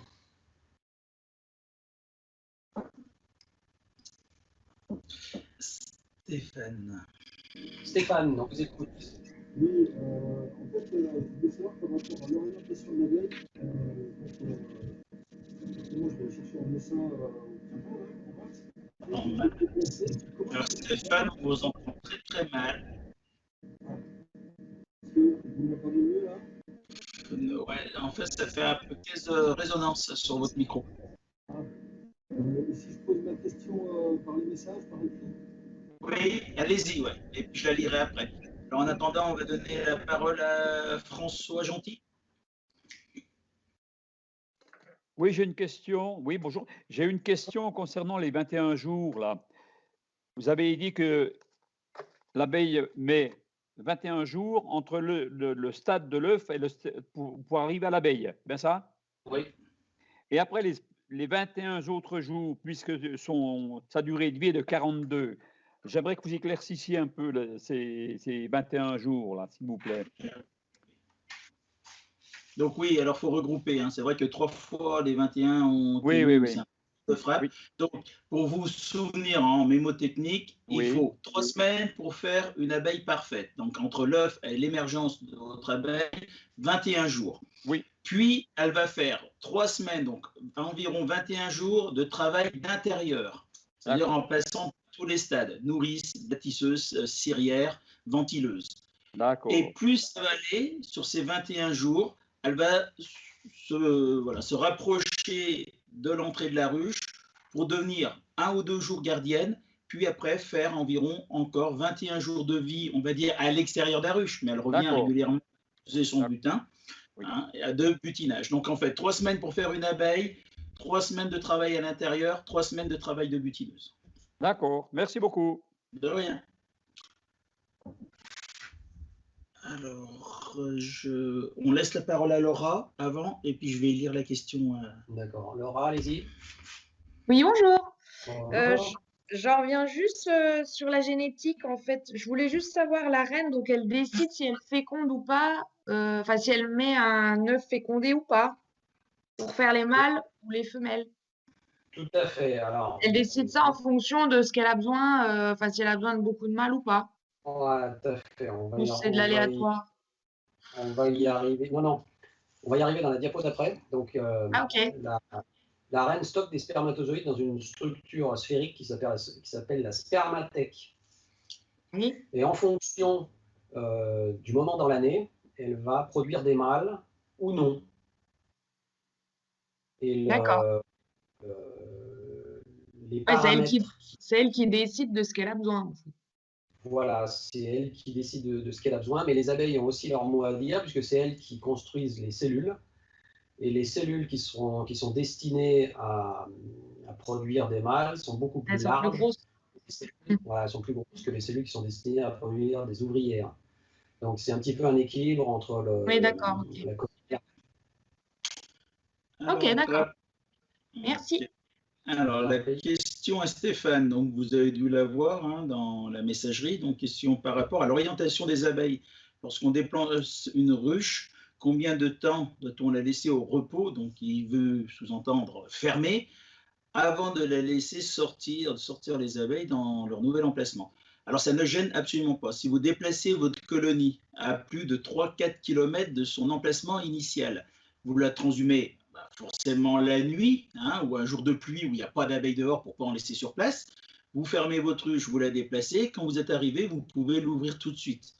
Les abeilles, quand elles vont sortir, donc notamment les abeilles les plus âgées, les butineuses, vont automatiquement ne pas reconnaître le champ magnétique de la Terre où elles sont, leur orientation par rapport au Soleil, donc elles vont se réorienter par rapport à leur nouvel emplacement. Cependant, il ne va pas falloir la ramener 3 jours après à son emplacement initial. Parce qu'à ce moment-là, elles n'auront pas perdu, elles connaissent encore. Donc il va falloir quand même, on dit toujours, il faudrait attendre 2 à 3 semaines avant de les ramener à leur emplacement initial, hein, pour éviter donc toute dérive. Donc c'est pour ça que certaines fois, des apiculteurs nous demandent comment peut-on faire? J'ai ma ruche, je dois la déplacer de 50 mètres. Je la prends, je la déplace. Non. Si vous voulez la déplacer de 50 mètres, soit vous la déplacez de 50 cm un peu tous les 2-3 jours, hein, ou sinon, eh ben, vous la déplacez une fois pour toutes à 3-4 km, vous la laissez 2-3 semaines, et après, vous la ramenez 50 mètres à côté par rapport à ce que vous vouliez déplacer. Ok. Bon, on semble avoir fait le tour des Là, je ne sais questions. pas Stéphane si c'est OK. OK, merci. Je vois qu'il a répondu. Donc on doit être bon. Et je n'ai pas l'air d'avoir d'autres. Oui. Oui, bonjour. Bonjour. Quelle est la durée de vie d'une reine? Parce que ça, vous ne l'avez pas spécifié du coup. Ah, une reine peut vivre plusieurs années. Hein. D'accord. On peut trouver des reines qui vivent 4 ans. Mais en général, on les remplace avant. Donc là, on n'est pas limité par la durée de vie de la reine, puisque c'est l'apiculteur qui décide de remplacer sa reine avant. Alors pourquoi on remplace les reines avant? On dit que la 3e année de ponte, elle chute d'environ de 20 à 25%. Ouais. On remplace la reine avant parce que la reine est à son maximum de ponte à la 2e année. Donc souvent, les apiculteurs, au bout de 2 ans, ils remplacent la reine pour avoir toujours des reines qui pondent à leur maximum. Et les chiffres qui sont constatés, c'est qu'on a une perte de ponte environ de 25% à la 3e année. Donc si on attend un petit peu trop, on se retrouve avec des reines qui pondent de moins en moins. Et comme les reines pondent de moins en moins, les populations sont de moins en moins importantes. Et là, on s'expose à des problèmes, puisque des populations pas importantes vont avoir des problèmes pour ramener des ressources, on va faire moins de miel, etc. Alors, vous la supprimez, la reine? Oui, la reine est supprimée et remplacée. Ok. Voilà. Deuxième raison pour laquelle on aime bien avoir des reines jeunes, c'est que les vieilles reines ont tendance à essaimer. Et c'est moins visible avec des reines jeunes. Comme en général, les apiculteurs essayent d'éviter l'essaimage, c'est pour ça que souvent on a un remplacement de reines sur une période assez brève. Monsieur Claude Froidevaux. Oui, alors Monsieur Froidevaux, vous avez la parole. Oui, bonjour. Je me permettais, là, en cas de disparition de la reine, donc elle va féconder, on aura uniquement des faux bourdons. Alors, à quel moment reconnaît-on on est dans ce cas-là? Et que fait-on quand on a une ruche qui est dite bourdonneuse? Alors, comment on reconnaît une ruche bourdonneuse? Ben là, c'est simple. En général, on s'en rend compte quand il n'y a plus que du couvain de bourdon. Donc, quand vous ouvrez votre ruche et qu'il y a un tout petit couvain, tout rikiki, et que c'est que du bourdon, c'est que la ruche est bourdonneuse. Deuxième indice, si vous regardez le fond des cellules, souvent vous avez plusieurs œufs par cellule. Tout simplement parce que les ouvrières ne sont pas habituées à pondre et cette inexpérience les incite à pondre plusieurs œufs. Donc ça, c'est aussi un signe de ruche bourdonneuse. Ceci dit, faites attention parce que parfois les reines inexpérimentées les jeunes reines inexpérimentées peuvent aussi, au début de leur carrière de pondeuse, pondre plusieurs œufs par cellule. Alors, un indicateur, si jamais on a beaucoup de bourdons, je dirais à l'entrée de la ruche. Non, ça c'est pas du tout un indicateur que la ruche est bourdonneuse, puisque le bourdon ne peut pas s'alimenter seul. Okay. Donc il est obligé de retourner très régulièrement dans une ruche. En général, il revient à sa ruche d'origine, mais pas forcément, pour se faire alimenter par les abeilles. D'accord. Il revient à la station-service pour faire le plein et repartir. Donc ça, c'est pas un indicateur que la ruche est bourdonneuse. Il faut ouvrir, regarder, et si vous avez plus que des plaques de couvain de bourdon, ça veut dire que c'est cuit. Là, la ruche est bourdonneuse. Ok. Et quand une ruche est bourdonneuse, qu'est-ce qu'on peut faire éventuellement pour la sauver, quoi, je dirais? Alors, bon, je sais que dans les livres, on trouve souvent qu'il faut toujours secouer les cadres à 50 mètres du rucher, et donc on secoue tout le monde, et les ouvrières pondeuses sont trop lourdes pour voler, elles ne peuvent pas revenir, et dans ce cas-là, on se débarrasse du problème, donc on ventile les ouvrières qui restent sur les autres ruches. Alors moi, j'aime pas faire ça, parce que premièrement, je me suis aperçu que les ouvrières pondeuses, elles peuvent tout à fait voler. Et deuxièmement, si vous ventilez vos ouvrières sur tout le rucher, vous risquez d'avoir des bagarres à non plus finir, parce qu'elles vont essayer de rentrer dans les ruches d'autres. Alors ça peut bien marcher avec certaines abeilles qui sont très douces, ou ça peut très mal marcher avec des abeilles qui ne sont pas douces. Donc moi, on peut avoir un phénomène de pillage, quoi. Alors non, c'est pas du pillage. Là, c'est les abeilles de la ruche bourdonneuse n'ayant plus de maison. Elles essayent de se répartir dans les ruches qui restent. Mhm. Mais là, elles ne sont pas acceptées. D'accord. Et donc, ça se bagarre. Et, voilà. Alors, le mieux, dans ce cas-là, en partant du principe qu'on a plusieurs ruches, vous réunissez votre ruche bourdonneuse avec la ruche la plus faible. On verra comment faire. Donc, c'est ce qu'on appelle le mélange. Voilà, si vous n'avez pas envie de faire ça, vous laissez crever. Moi, personnellement, c'est ce que je fais. Tant pis, je laisse crever. Je regarde qu'il n'y ait pas de fausse teigne. On verra ce que c'est la fausse teigne plus tard. Okay. Je fais attention qu'il n'y ait pas de fausse teigne qui arrive. Et puis après, une fois que c'est tout mort, je remballe tout. Et voilà. Ok, merci. Je déconseille d'essayer de sauver une ruche bourdonneuse. Parce qu'en général, en plus, ça ne vaut pas le coup parce que quand on s'en rend compte, c'est déjà assez tard. Oui. Et les abeilles qui restent, c'est des vieilles ouvrières. Donc vous allez essayer de sauver une ruche pleine de vieilles ouvrières, c'est pas tellement rentable. Ok. Merci. Je vous en prie. Alors, non, je pense que Stéphane, c'était peut-être le problème. Alors, je vais regarder dans le chat. Alors, il y avait François qui demandait si on ne peut pas introduire une nouvelle reine dans cette ruche bourdonneuse. Je vais le faire, je vais reprendre le relais pour compléter un peu les informations de François. Alors, il vient de le préciser à la fin. Une ruche, quand on s'aperçoit qu'elle est bourdonneuse, alors on entend bien par bourdonneuse, c'est-à-dire que la reine est venue à disparaître, les abeilles n'ont pas pu se réélever une nouvelle reine, d'accord? Et donc, elle devient bourdonneuse. Et les seuls œufs que vous allez trouver, ils vont être pondus par certaines ouvrières.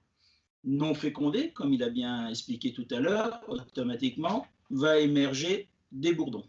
Donc, des bourdons, généralement, on les reconnaît, ils sont un petit peu plus petits que des, je ne sais pas si on peut appeler des vrais et des faux bourdons de reine, mais ils seront quand même un peu moins corpulents, on va dire. Et quand ce phénomène se passe, vous avez compris, la reine a disparu, puis, vu qu'elles n'ont plus en élever, ou c'est peut-être une reine qui n'est pas revenue après son vol de fécondation, il s'est déjà écoulé 2 à 3 semaines, puis 2-3 semaines après, elles se mettent à pondre.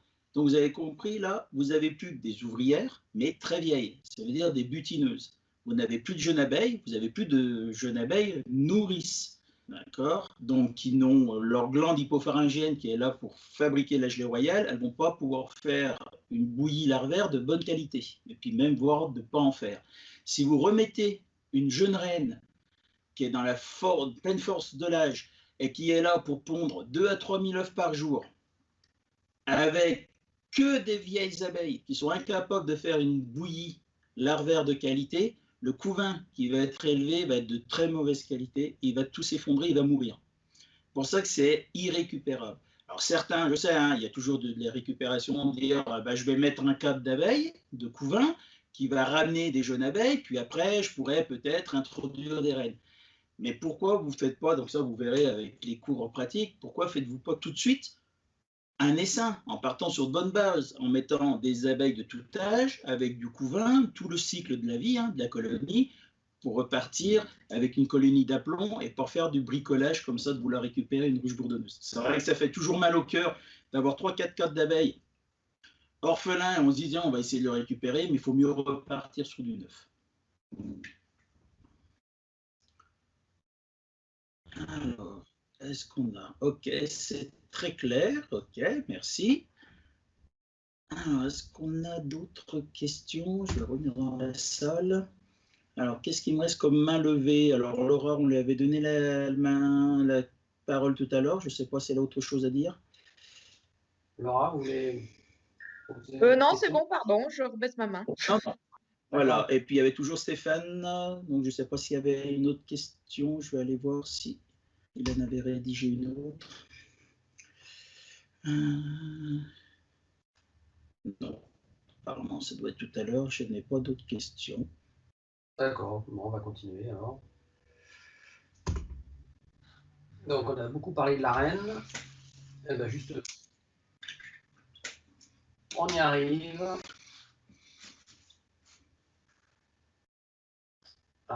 Si, ça y est, ça arrive. Ça arrive. Je vois que ça arrive. Ok. Donc la reine. Alors ce qu'il faut savoir, c'est que il y a une petite particularité chez les abeilles, c'est que les abeilles sont capables de faire une reine avec n'importe quel œuf fécondé. Alors évidemment, la reine étant une femelle, il faut que l'œuf soit fécondé, hein, on l'a vu avant. Mais elles peuvent prendre n'importe lequel et elles vont nourrir la petite larve avec de la gelée royale exclusivement. Hein, la reine sera nourrie à la gelée royale pendant toute sa vie, du début à la fin de sa vie. Et c'est cette gelée royale qui va faire que les ovaires de cette femelle se développent et donnent donc une reine. Alors, ça, j'aurais dû le préciser aussi. La raison pour laquelle la reine a un abdomen surdéveloppé, c'est tout simplement la taille des ovaires, hein, qui prend énormément de volume. Donc ici, sur les photos, vous pouvez voir des petites larves dans leur petite cupule qui baignent dans un liquide blanchâtre, c'est la gelée royale. Et donc elles grandissent là-dedans, et une fois que les larves ont fini leur développement, les abeilles obturent la cellule royale. Donc la cellule royale, elle regarde toujours vers le bas, hein, contrairement aux autres cellules qui sont presque dans le sens horizontal. Elle regarde vers le bas et elle ressemble à une sorte de morille. On verra ça dans les séances pratiques. Donc cette cellule est operculée et la reine mange avec ses mandibules l'opercule pour sortir, c'est l'émergence. Donc contrairement à l'ouvrière qui émerge après 16 jours, donc c'est après 21 jours, pardon, 21 jours après la ponte de l'œuf, la reine, elle émerge avant, elle émerge après 16 jours. Une fois qu'elle a émergé, elle va attendre quelques jours que les ovaires maturent un petit peu et elle va faire des vols de fécondation. Donc elle va en faire plusieurs. Alors les vols de fécondation, qu'est-ce que c'est? Donc la reine ne va pas s'accoupler avec des faux bourdons dans la ruche. Elle sort pour faire ça. Elle sort et elle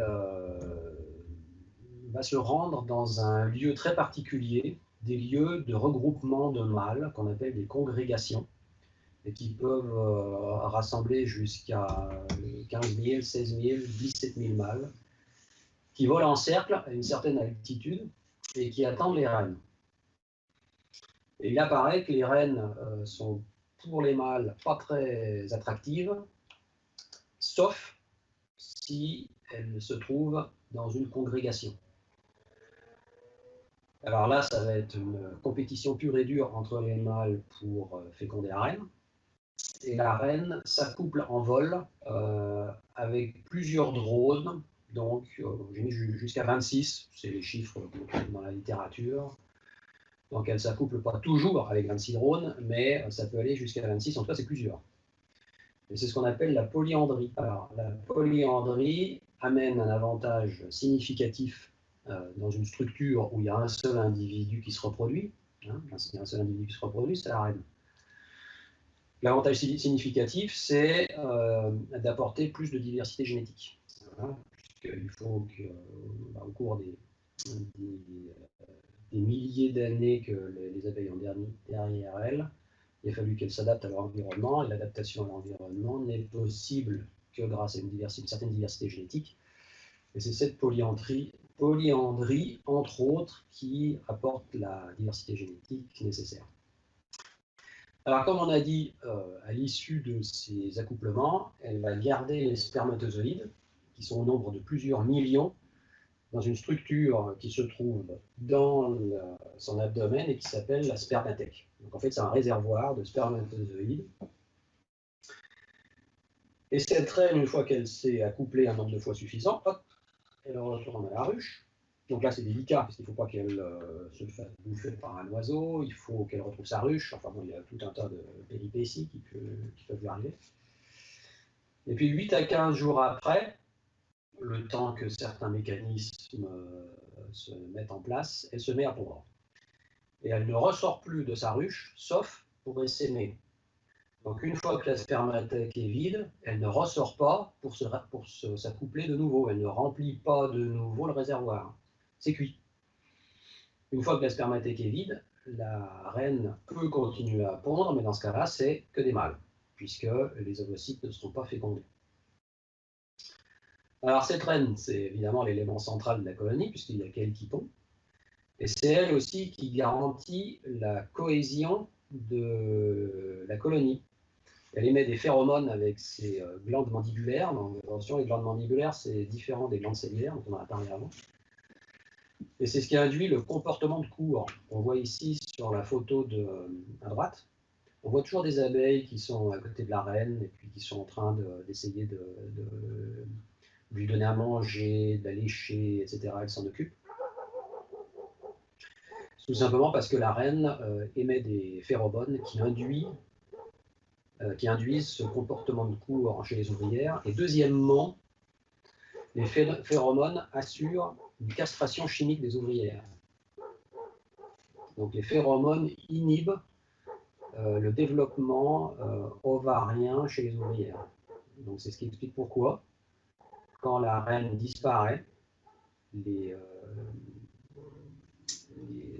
organes génitaux des ouvrières, de certaines ouvrières, se développent et elles se mettent à pondre. Et bien entendu, ça peut être que des mâles, puisque les ovocytes ne sont pas fécondés. Donc là, c'est pour ça qu'on parle de castration chimique. Alors, il nous en reste un, qu'on n'a pas vu encore dans le détail, et c'est notre drone, notre faux bourdon. Comme je vous disais, là c'est un peu plus visible sur l'illustration à droite. On a une comparaison entre une ouvrière tout à droite et puis un faux bourdon là au milieu. Bon, outre le fait qu'ils sont beaucoup plus gros et qu'ils avaient beaucoup plus gros yeux, quand on regarde l'abdomen, ça fait un abdomen un peu rectangulaire. Donc c'est caractéristique, on verra ça quand on ouvrira des ruches, on les reconnaît tout de suite. Donc là sur la photo de droite, on a des cellules de drone operculées. Et les cellules de drone operculées, elles présentent une caractéristique particulière, c'est que les opercules sont en forme de dôme. Alors c'est vraiment caractéristique, vous verrez, quand on ouvrira les ruches, on en regardera le couvain operculé de drone, ça se reconnaît tout de suite. Alors, le faux bourdon, lui, il lui faut un petit peu plus de temps pour émerger, et il se passe donc 24 jours entre l'œuf et l'émergence. Alors, ce que je n'ai pas dit, et ce qui est également important, c'est que quand l'insecte émerge, il a sa taille définitive. Hein, c'est quand vous avez une petite abeille qui naît, ce n'est pas une jeune abeille qui va grandir par la suite. Hein, ce sera une petite abeille qui restera une petite abeille toute sa vie. Tout simplement parce que la génétique fait que c'est une petite abeille, et ses sœurs seront aussi petites. Donc quand notre drone émerge, il va se faire nourrir par les abeilles, il va attendre un certain temps que les spermatozoïdes maturent, et au bout de 2 à 3 semaines, paf, il quitte la ruche et il cherche un site de rassemblement qu'on appelle donc une congrégation. Et puis il tente sa chance là parmi ces 16 000 progénères pour essayer de féconder une ruche, une reine, pardon. Et puis quand il n'y arrive pas, il retourne à sa ruche, il se fait nourrir, et le lendemain il tente sa chance de nouveau si le temps le permet. Et s'il arrive à atteindre son but, donc s'il arrive à s'accoupler avec la reine, ça lui est fatal, puisqu'il y a une partie des organes génitaux qui restent dans les voies génitales de la reine. Donc c'est une vie qui est orientée sur un objectif qui finit par lui être fatal.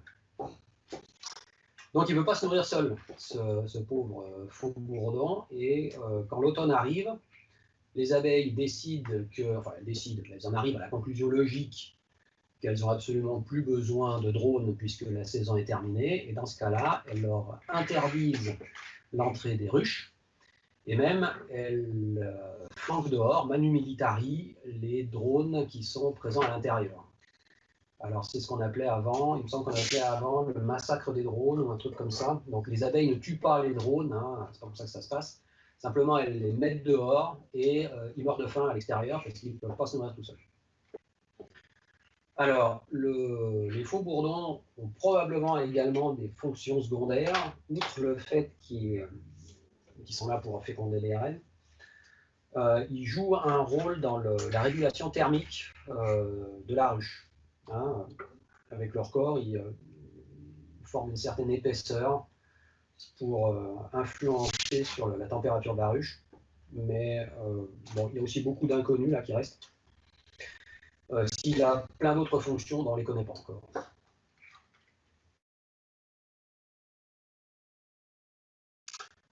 Alors, je change de diapo. Voilà, ça devrait arriver. Et on va récapituler un petit peu. On va récapituler un petit peu ce qu'on a vu au niveau du développement larvaire des castes et des sexes. Donc, tout à gauche, là, on a un petit schéma qui nous récapitule un petit peu ce qui se passe. Donc, la reine pond des œufs, hein, au fond de la cellule. Les ouvrières nourrissent les larves. Donc, ici, on a des larves d'ouvrières. Donc, elles nourrissent avec une bouillie qui n'est pas de la gelée royale, qu'on appelle une bouillie larvaire. Donc, le principe est le même, hein, c'est une bouillie nourricière, mais la composition est différente. Les larves se développent, elles passent par différents stades. Une fois que la larve est prête à entamer sa nymphose, les ouvrières operculent, donc elles ferment la cellule. La nymphose a lieu à l'intérieur de cette cellule operculée et l'insecte parfait, qu'on appelle imago, sort de sa cellule. Donc c'est l'abeille sort ou le drone sort et il a sa taille définitive. Donc, ce qu'on disait, hein, à la mort de la reine, la colonie n'est pas forcément condamnée, puisque s'il leur reste un œuf, ben, les abeilles se débrouillent pour faire une reine avec la larve qui va sortir de cet œuf. Une toute petite larve très jeune fait aussi l'affaire. Une vieille larve ne fait plus l'affaire. Pourquoi? Parce que la vieille larve aura été nourrie pendant relativement longtemps avec de la bouillie larvaire dont la composition diffère significativement de la gelée royale. Et dans ce cas-là, ce sera plus possible de faire une reine avec cette larve qui n'aura pas vu de gelée royale pendant les premiers stades de sa vie. Donc encore une fois, le couvain sont les œufs, les larves et les nymphes. Alors, sur la droite, on a une vue d'ensemble de ce qui se passe pour les mâles et les femelles et puis la reine. Ici, donc, nous avons les drones. Le drone, c'est celui qui a le temps de développement le plus grand, donc il faut 24 jours entre l'œuf et l'insecte, hein, pour arriver à faire un développement complet. Alors pour les trois catégories, donc pour le drone, l'ouvrière et la reine, le stade œuf, c'est toujours 3 jours. Ça ne change pas. Ensuite, pour le drone, on a un certain nombre de jours qui vont s'écouler avant l'operculation de la cellule, donc l'operculation de la cellule qui va avoir lieu entre le 10 et le 11e jour. Chez l'ouvrière, cette operculation aura lieu entre le 9 et le 10e jour, et chez la reine, elle aura lieu entre le 8 et le 9e jour. Ce qui nous fait 24 jours de développement au total pour le drone, 21 jours de développement pour l'ouvrière, 7 jours pour la reine. Rappelez-vous de ça, c'est extrêmement important. 24 jours, 21 jours, 16 jours. Alors pourquoi c'est important? Parce que ce sont des informations dont on va avoir besoin pour tout un tas de manipulations quand on sera au rucher. Par exemple, quand on fera des divisions. Alors ça fait beaucoup d'infos. Il est 15h43, on va peut-être faire une petite pause de 5 minutes. 5-10 minutes. S'il y a des questions, on va répondre aux questions auparavant, éventuellement.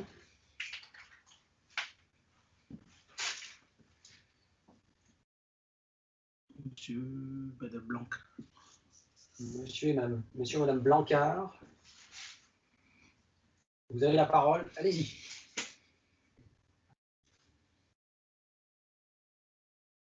Non? Ok, bon, on n'a pas de questions, on va faire une petite pause. Alors, si, M. Froidevaux. Ah si, M. Froidevaux, vous nous posez une question. Oui, Oui, tout à fait. Oui, j'aurais une question concernant la mort de la reine. Vous mettez colonie pas forcément condamnée. oui, Donc, dans mon peu d'expérience, ça veut dire colonie orpheline. oui. Alors, derrière tout ça, une colonie orpheline, en général, elle peut se refaire ou on doit la refaire nous-mêmes? Alors ça dépend depuis combien de temps elle est orpheline.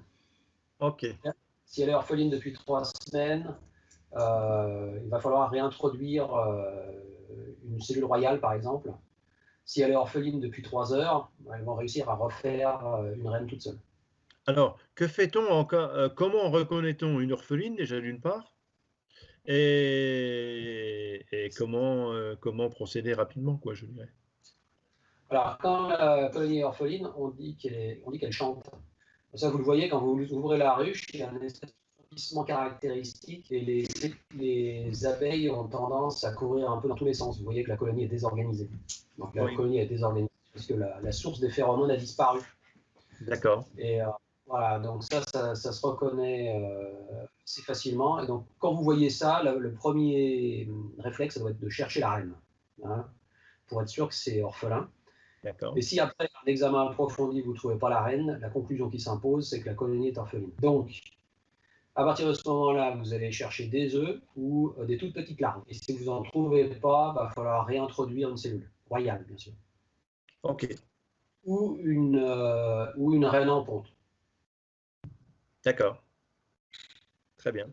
Donc, on a la possibilité de sauver cette colonie éventuellement. Oui, bien sûr, oui. On lit dans certaines revues qu'elles peuvent aller jusqu'à 6 voire 8 km de la ruche, hein, pour rejoindre une congrégation de mâles pour une fécondation. Ça, c'est surtout pour un bon brassage génétique. Voilà, donc en général, statistiquement, les reines vont aller le plus loin possible de leur ruche d'origine. Et statistiquement toujours, les mâles vont rester le plus près possible de leur ruche d'origine. Donc ils vont aller dans des congrégations proches de leur ruche d'origine, et les reines vont aller le plus loin possible. Donc c'est exactement ce que Jean-François dit, c'est pour avoir le maximum de diversité génétique. C'est statistique, hein, c'est pas tout le temps comme ça, mais statistiquement c'est comme ça que ça se passe. Après, on va laisser la parole donc à Guillaume Sordet. Oui, je voulais savoir, quand on a une cellule royale qui apparaît alors qu'on a déjà une reine, qu'on a déjà notre colonie, que fait-on? Alors, il y a deux choses, il y a deux phénomènes différents là. Il peut y avoir une supercellure, donc les abeilles ont décidé que la reine ne leur plaisait pas pour une raison ou pour une autre, elles l'ont tuée et elles sont en train d'en faire une nouvelle. Ou alors, vous avez un essaimage qui se prépare. Donc l'essaimage n'a pas abordé encore, on verra ça plus tard. Une partie des abeilles va partir avec la vieille reine pour fonder une nouvelle colonie ailleurs. Et donc il faut bien qu'une nouvelle reine prenne la relève, et c'est donc le but de cette nouvelle cellule royale. En général, il y en a plusieurs. Et si on surveille bien, est-ce que c'est possible de récupérer la reine avant qu'il y ait essaimage, la nouvelle reine? Récupérer la reine?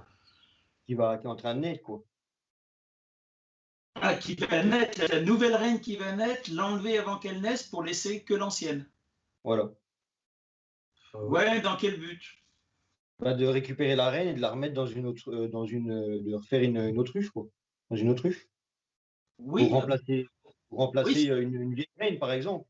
Oui, par exemple, ça pourrait marcher. Alors, soit on découpe délicatement, on appelle ça un gland de cire, hein, la morille, comme disait François tout à l'heure, ça peut se faire.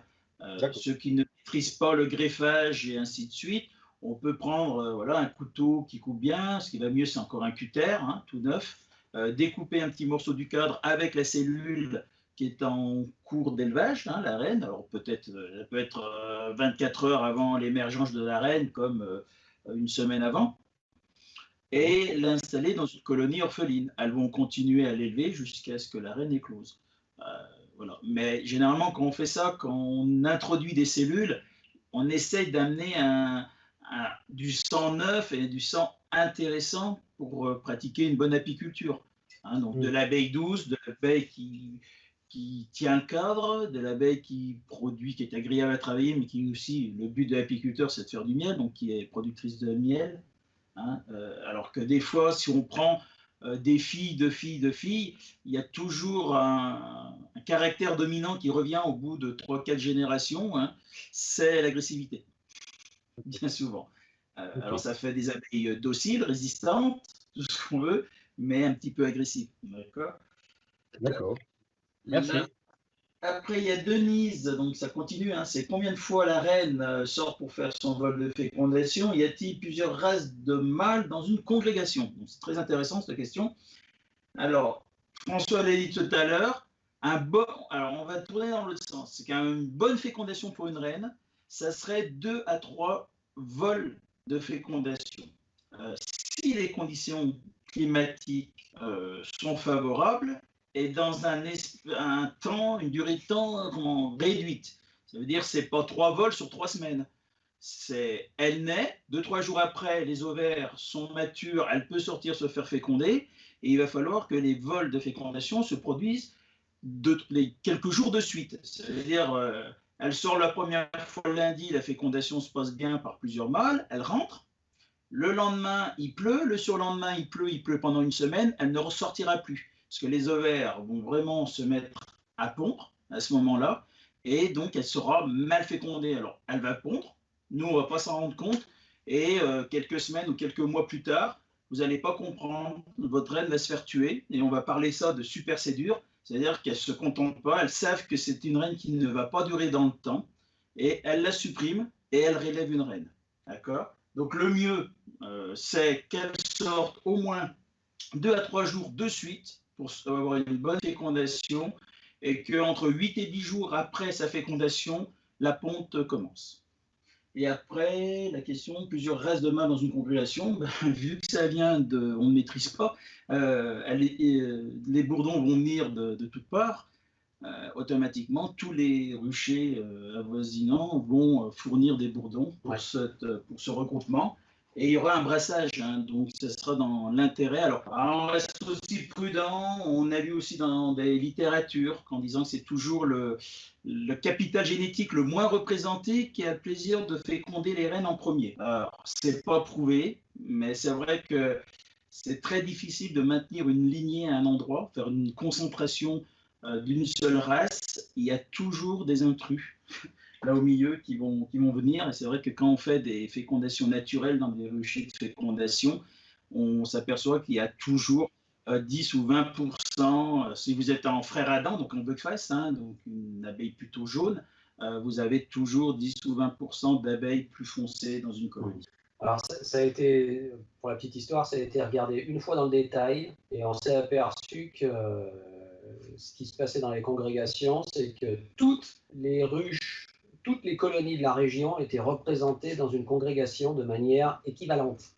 Donc il n'y avait pas une ruche ou un rucher qui envoyait 10 fois plus de bourdons que les autres. Elles étaient toutes représentées de manière équivalente. Donc, ça veut dire qu'on ne peut pas maîtriser grand-chose dans cette histoire. Après, j'ai Armel qui demande, sait-on comment les mâles font pour trouver une congrégation? Est-ce qu'ils partent au hasard? Alors, on sait très peu de choses sur ce sujet. Les seules recherches qui existaient ont été faites dans les années 60-70, parce qu'il y avait certaines personnes qui trouvaient ça intéressant et qui avaient encore la possibilité de faire des recherches. Aujourd'hui, on ne s'y intéresse plus. En zone montagneuse, on sait que quand il y a un décrochement au niveau de l'horizon, c'est là qu'on va trouver des congrégations. En zone de plaine, on ne sait pas. Donc, comment se forment les congrégations en plein centre de l'Alsace, personne ne sait. Je lis les questions, puis après je reprendrai. Il y en a quelques-uns qui ont levé la main. Je lis les questions pendant que je suis devant le chat. Alors, Jeanne, pourquoi les abeilles ne volent pas lorsqu'il pleut? Alors, les abeilles ne volent pas quand il pleut, tout simplement parce que c'est dangereux. Et quand les ailes sont collées et mouillées, elles ne peuvent pas voler. Deuxièmement, quand il pleut, souvent il fait froid, les abeilles ne peuvent pas voler quand il fait froid.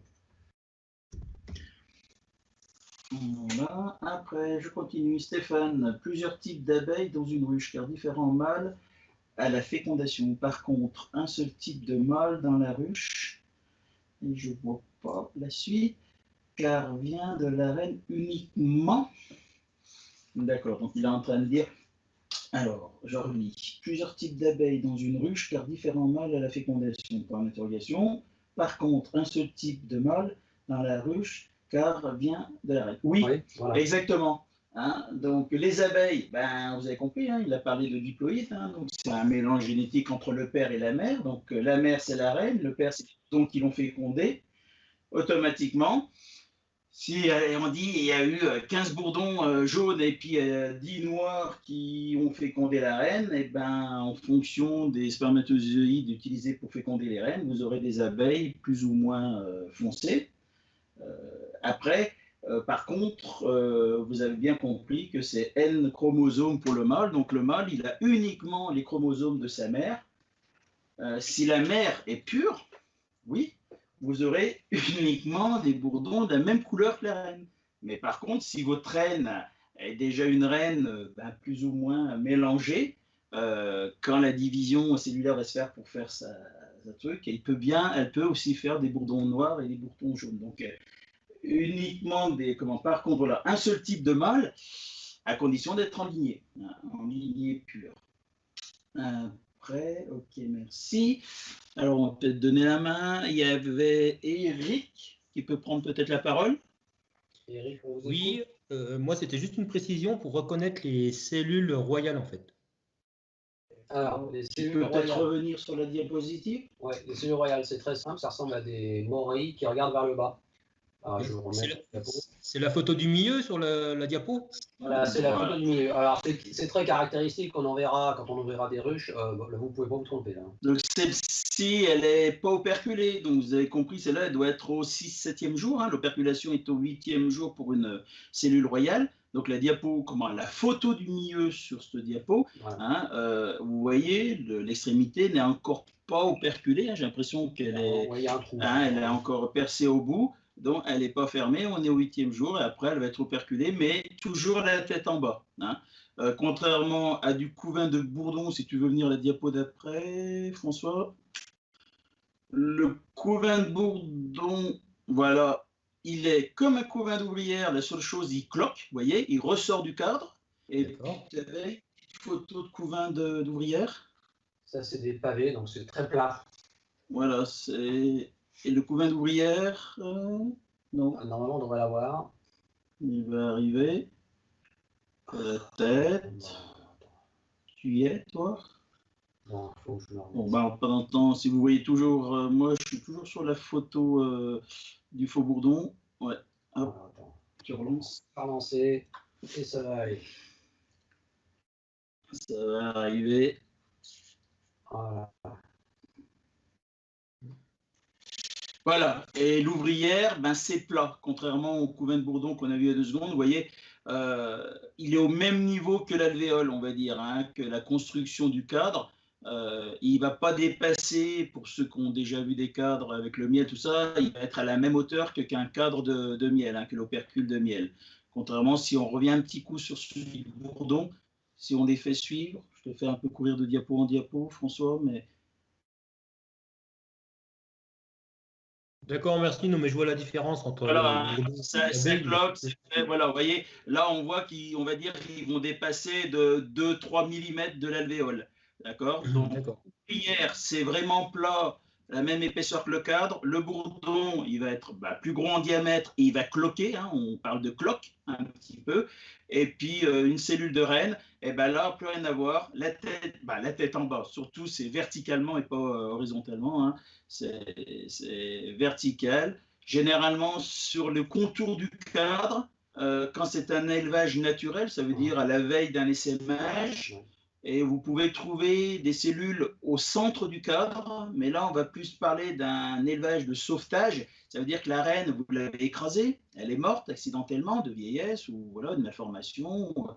Et les abeilles n'ayant pas prévu sa mort, elles sont obligées d'aller chercher des larves, des œufs les plus jeunes possibles pour l'élever. Et donc, si elles ne trouvent que ça au centre du cadre, elles vont peut-être faire 2-3 cellules au centre du cadre et pas en périphérie, comme ça peut être le cas quand c'est l'essaimage naturel.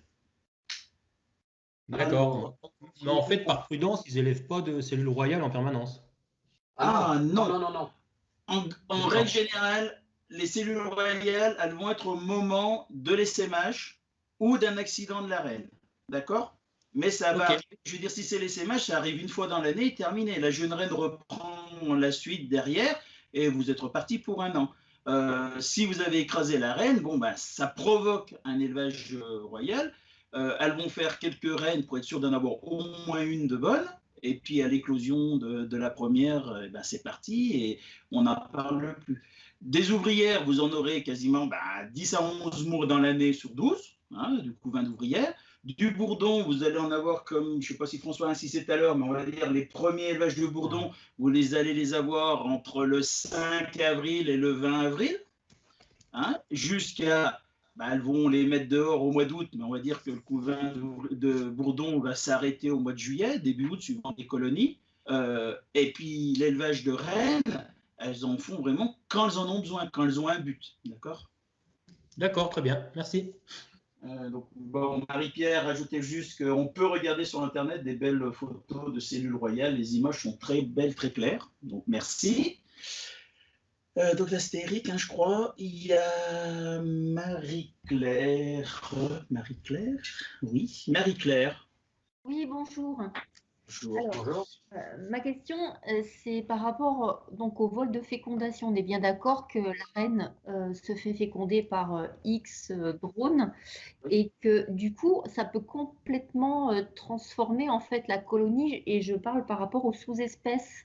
Est-ce qu'il y a des incompatibilités du coup ou pas entre les abeilles noires, d'autres qui seraient plus dociles et comment ça se passe? Il n'y a pas d'incompatibilité au sens biologique du terme. C'est-à-dire que un faux bourdon noir pourra féconder une buckfast ou un faux bourdon buckfast pourra féconder une reine noire. Mais par contre, ça risque de changer effectivement les caractéristiques des descendantes. Donc, en imaginant que vous ayez une colonie qui vous convienne bien, et vous avez, je sais pas, je dis n'importe quoi, une colonie sympa qui tape pas trop quand vous ouvrez la ruche et qui fait beaucoup de miel. Voilà.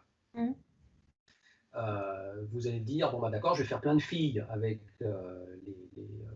les filles de cette reine, et j'aurai des colonies qui tapent pas et qui me font beaucoup de miel. Malheureusement, c'est pas comme ça que ça se passe, puisque les filles de cette reine vont aller se faire féconder par des bourdons inconnus, et donc les descendantes, les filles de ces nouvelles reines vont pouvoir avoir n'importe quelle caractéristique. Donc avec un peu de chance, vous gardez les caractéristiques qui vous conviennent. Et si vous n'avez pas de chance, vous avez des caractéristiques tout autres. D'accord. Mais à l'intérieur d'une même colonie, on peut avoir en gros plusieurs sous-espèces et entre elles, donc visiblement, elles cohabitent, elles se supportent. Ou alors est-ce qu'il peut y avoir des bagarres et puis… Non, il n'y a pas de bagarre entre fratries. Vous allez avoir des abeilles qui auront des couleurs différentes, mais il n'y a pas d'incompatibilité entre ces différents groupes. D'accord, ok. C'est vrai que des fois on prend l'exemple du petit poussin noir qui serait avec tous des poussins jaunes. Oui, des fois il y a du buckage entre eux, ils peuvent peut-être l'exterminer. Non, pas du tout. Je vais même aller plus loin pour que vous compreniez. Si vous prenez un cadre de couvain dans une buckfast, sans les abeilles dessus, hein, que le code de couvain, que vous mettez dans une carenica, une noire, hein, mais complètement différent, il n'y a pas d'importance. Une colonie n'abandonne jamais du couvain. ça veut dire qu'elles vont en prendre soin, elles vont le couver à 34,8 jusqu'à l'émergence de toutes les abeilles. Et là, vous allez avoir un gros cas d'abeilles jaunes qui va éclore au milieu d'une colonie noire, mais c'est leur petite sœur. Parce qu'après, c'est la communication hormonale qui va faire que c'est homogène et qu'elles vont accepter tout le monde. Par contre, si votre ruche jaune est à côté de votre ruche noire, hein, et qu'il y a de la dérive, ça veut dire qu'une butineuse se trompe de ruche, elle rentre à côté. Alors généralement, si elle arrive le jabot plein, elle est bien acceptée parce qu'elle peut ramener quelque chose. Mais si elle vient un peu à vide et qu'elle fait là, elle se fera jeter, tuer et voilà, sortir dehors. Hein. Ok, très bien, merci. Ah, il n'y a pas de souci. Pas de souci. Myriam, alors, juste un petit problème de connexion, donc elle revient juste. Vous avez dit que la ponte de la reine baissait après 2 ans. Comment fait-on, selon vous, une nouvelle reine? Alors, oui, hein, la ponte de reine, c'est pour ça qu'on change régulièrement. Une reine peut vivre 5 à 6 ans, elle est fécondée pour toute sa vie. Vous avez compris qu'elle ne ressortait pas pour se faire féconder. Forcément, les premiers mois, premières années de sa vie, elle a assez de spermatozoïdes et les ovaires étant neufs, frais, jeunes, il y a une bonne ponte. Alors on estime, hein, c'est ça. Donc quand on dit 3e année de ponte, d'accord, hein, il va baisser entre 20 et 30%. À ce moment-là, si on veut éviter de chuter de colonies de 60 000 à 80 000 abeilles à 30-40 000 abeilles, 30-40 000 abeilles, ça fait une belle colonie. Mais elle ne fait pas de miel pour l'apiculteur. Donc vous pouvez la conserver.